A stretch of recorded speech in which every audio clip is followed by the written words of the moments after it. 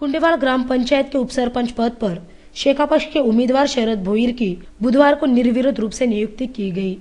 नवनिर्वाचित उपसरपंच को बधाइयां देने के लिए शेकापक्ष के तालुका सचिव नारायण घरत, वरिष्ठ कार्यकर्ता अनंत शेठ भोईर, पंचायत समिति के पूर्व सभापति प्रमोद भगत आदि गणमान्यों सहित सरपंच, ग्राम पंचायत सदस्य एवं ग्रामवासी उपस्थित थे।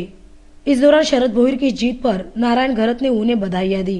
उपसरपंचपदीच्या निवडणुकीमध्ये आज या ठिकाणी शरद मामा भोईर यांची बिनविरोध निवड झालेली आहे।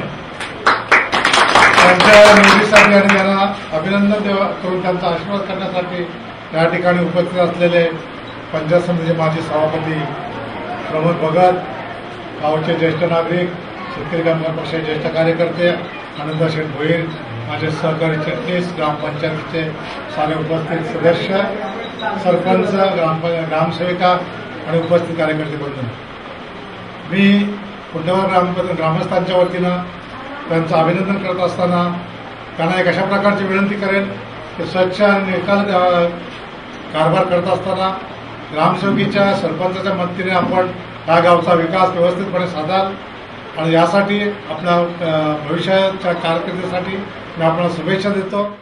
वही नवनिर्वाचित उपसरपंच को उनके शुभचिंतकों ने भी बधाइयां दी।